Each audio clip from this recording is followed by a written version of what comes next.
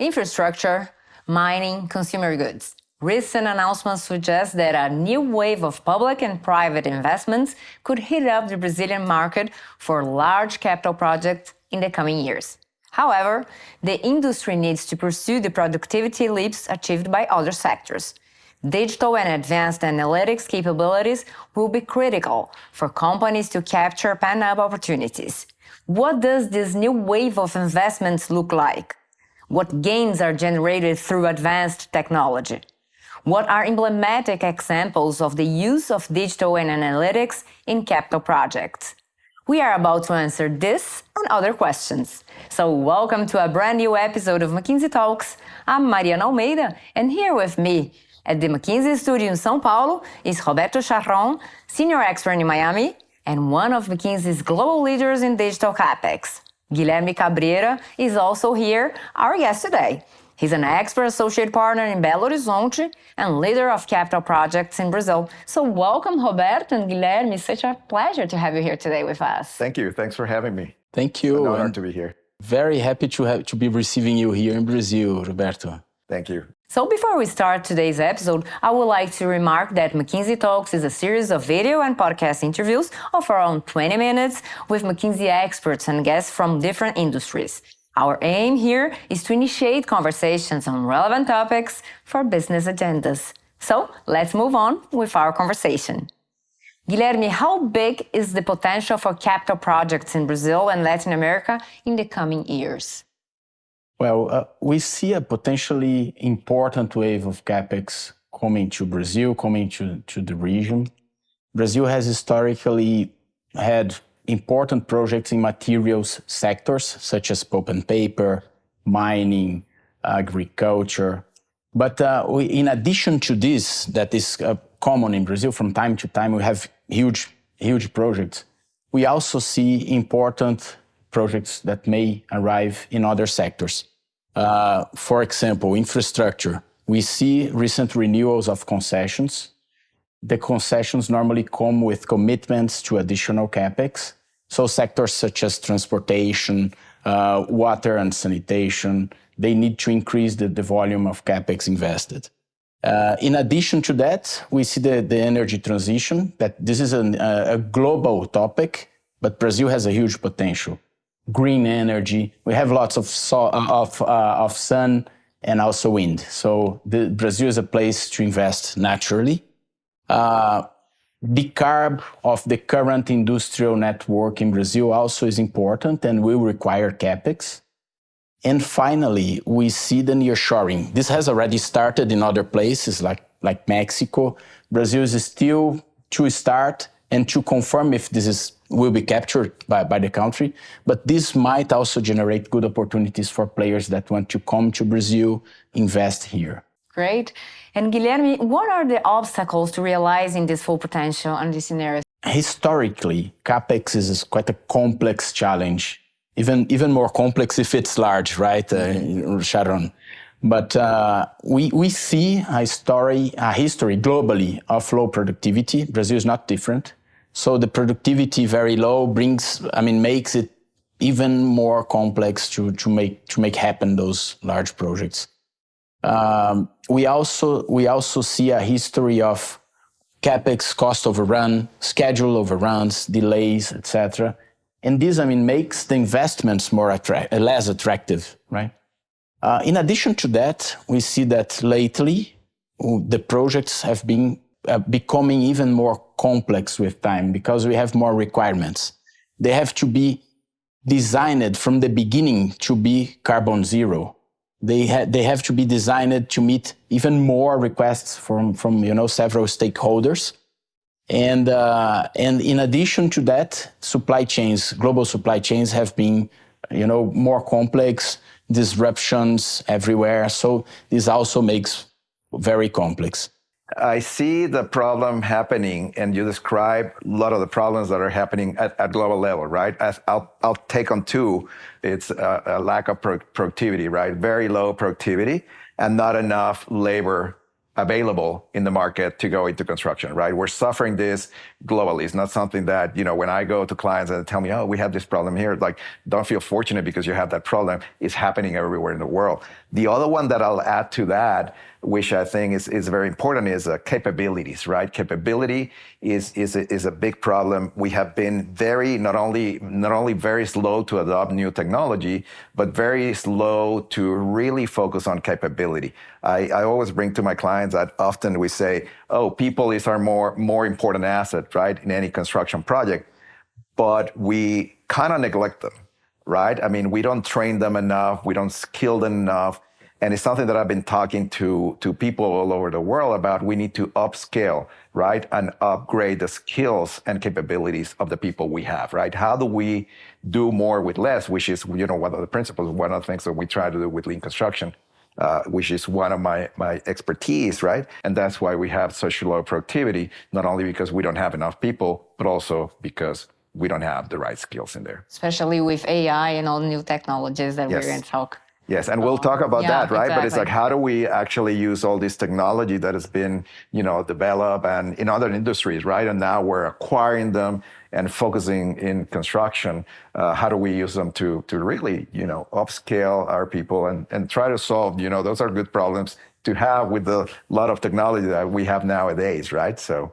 Yeah, and this point of capability building meets the last challenge I wanted to bring to here. Brazil has, been through a period of reduced investment levels. And what happened is that the engineering and construction industry has reduced in size, right? So the players, they still have good capabilities. They are good. They know engineering. They know how to do the projects, but they are smaller. And if they want to catch up to this potentially increased capex, they need to grow again to have larger scale again. Yes. This will require more people. This will require, for sure, the capability building of these new people for them to meet, this new, hopefully, this new level of capex that the country needs to reach, right? And it is as much as their problem as the problem of the industry.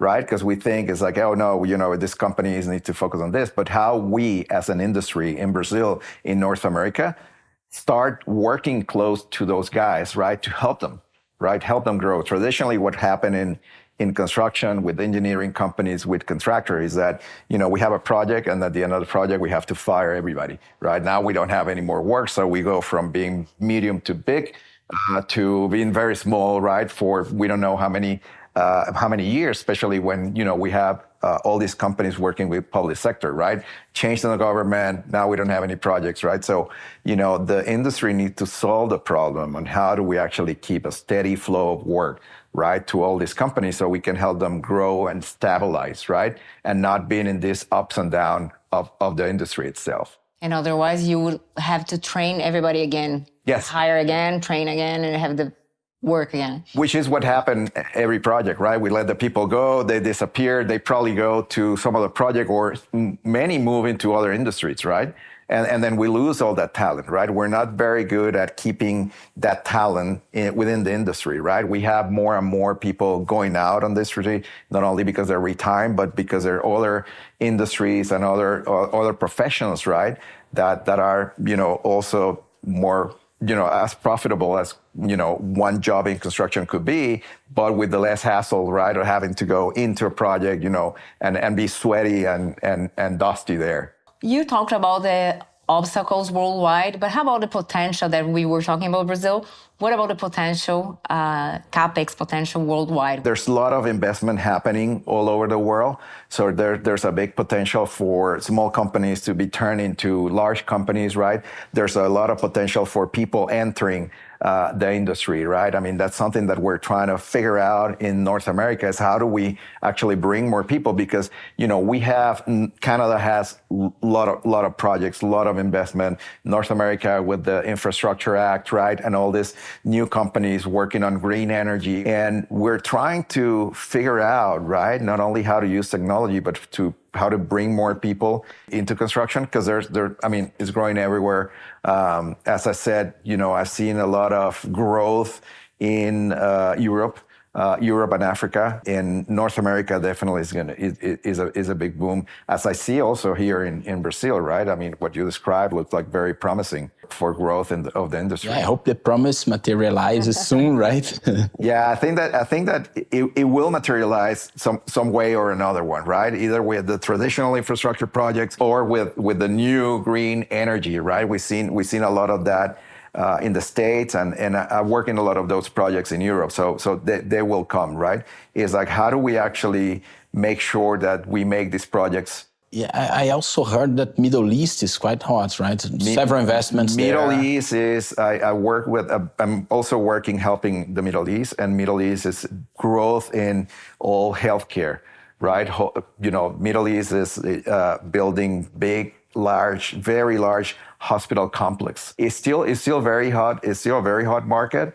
With new opportunities, and I think that a lot of more diversity now, because we have not only real estate, right, that keep growing. You have this big mega residential projects that are happening there, and we've been having conversations because it is growing, it is demanding, and it's requiring, right, prepare workforce to go into those projects. So going back a little bit to what we said at the beginning of our conversation, it seems that digital and advanced analytics will be key in capturing opportunities. Roberto, why are these capabilities becoming so important in this industry? That we see the shortage of people and capabilities, right? So the way to leverage, right, that lack of people and lack of capabilities by the use of new tools, right? So we have talked about, lean construction to help improve productivity. How do we do more with less, right? And as an industry, the construction industry have been very slow in adopting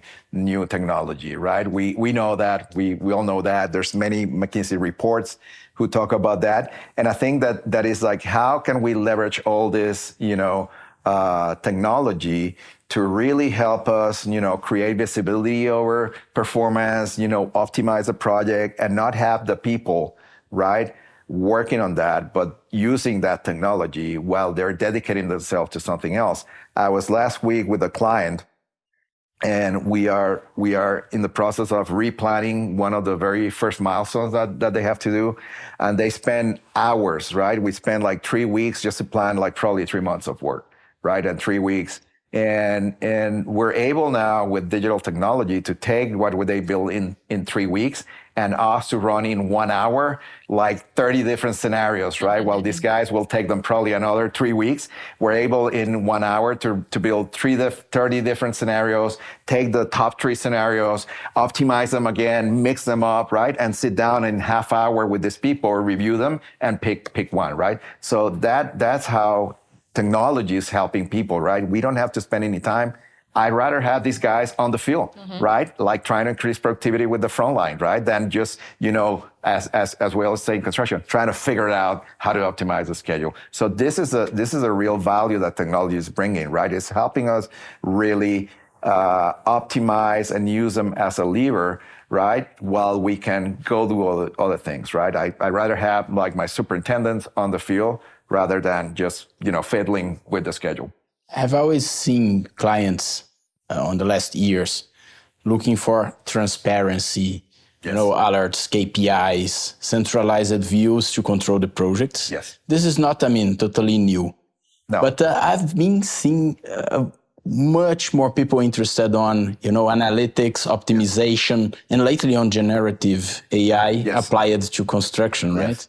Yes. Do you have good examples for us on those technologies, more advanced We do ones? have very good examples in that technology, right? Especially because, as you said, they exist. They've been for a long time out there.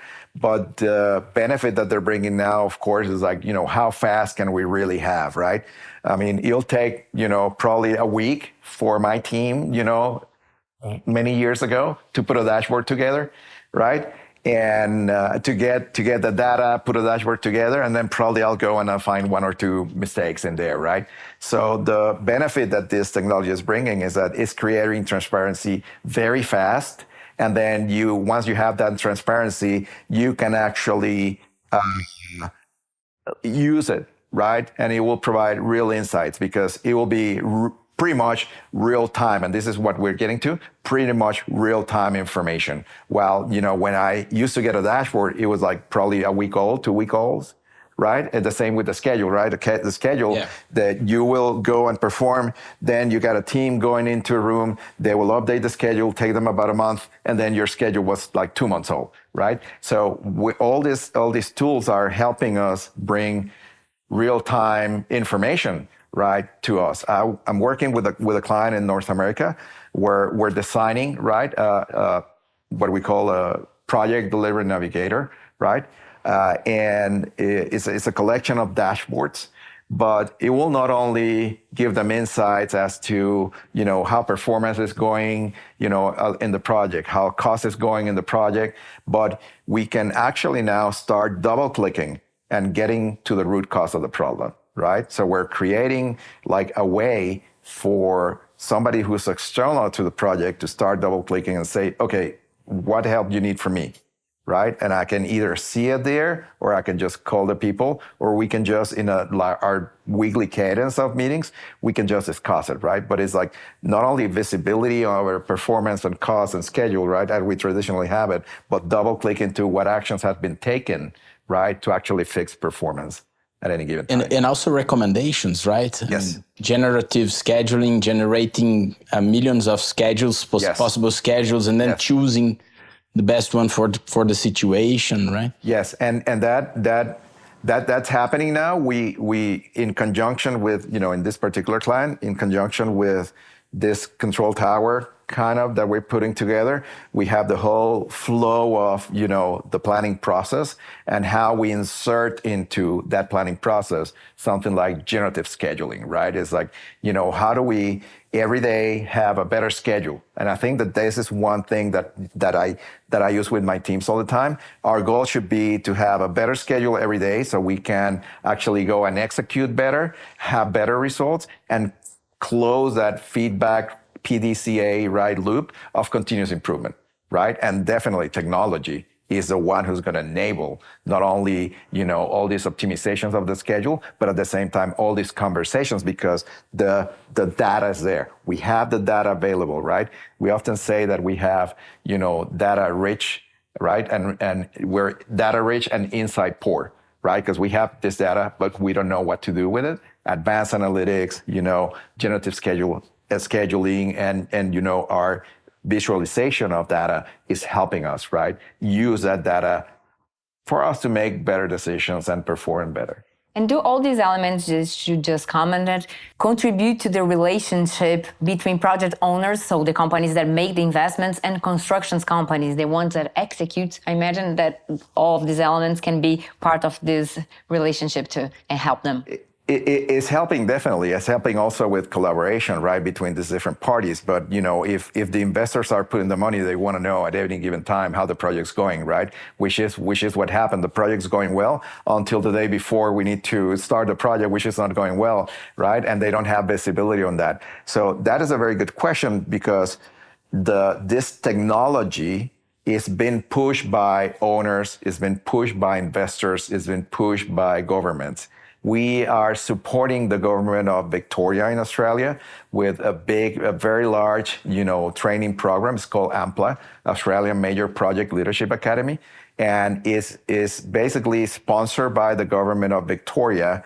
And they actually want the major project leaders of all their infrastructure projects to attend this program and know what's the latest and greatest on processes, what's the best-in-class digital tools that we have there, how can they apply it, how do we help these leaders develop the leadership skills that they should have to work with their teams, right? So you see also that it's not only investors, it's also governments, right, who are pushing the agenda of using digital tools, enhancing, their leaders' capabilities, right? For them to also, especially in public sector, right, where you respond to people's money. How do we perform better, and how we deliver, more with less? At Great. the end, I think that all the players in the chain should be pursuing improvements on the project performance, right? Doesn't matter if it's the owner, the government, the E&C contractor. Doesn't matter. I mean, if the project goes well, then there is value generated, and then to be shared among everyone, right? All the stakeholders. All the ecosystem.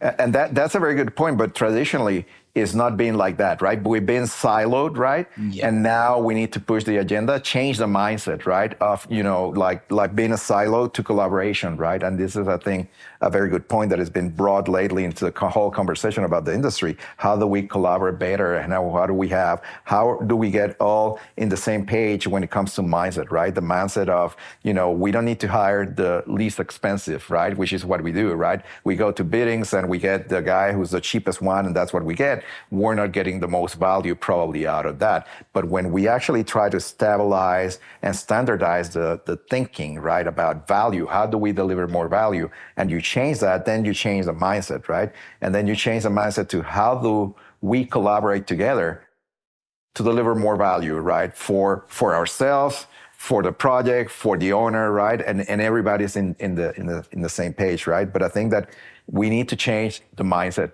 right? When it comes to the traditional mindset of the industry, working in silos and optimizing for myself, right?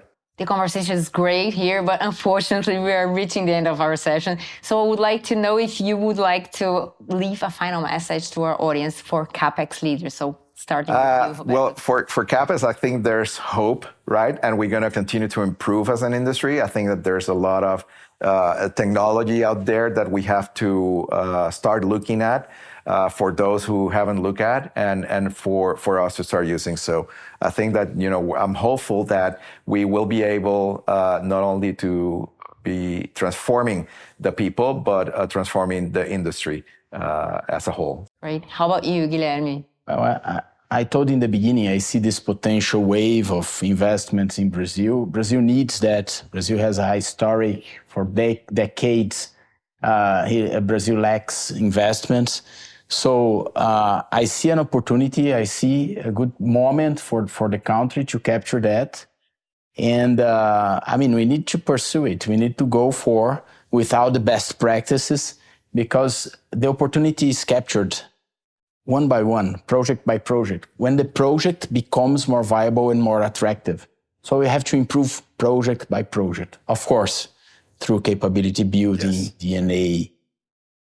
So I would love to see Brazil capturing this, also progressing towards being, a reference on the topic. Well, thank you very much for this fascinating and full of hope conversation here. I enjoyed a lot. And Roberto, I hope you have a great time here in Brazil. I always do, so thanks for having me. Thank you, Guilherme. Thank you. And thank you very much for being here with us for this conversation. We can keep in touch. If you want to contact our experts, email us at McKinsey_talks@mckinsey.com. You can also check out this episode and previous ones visiting our website. The link is in the description of this episode. Thank you very much and see you soon.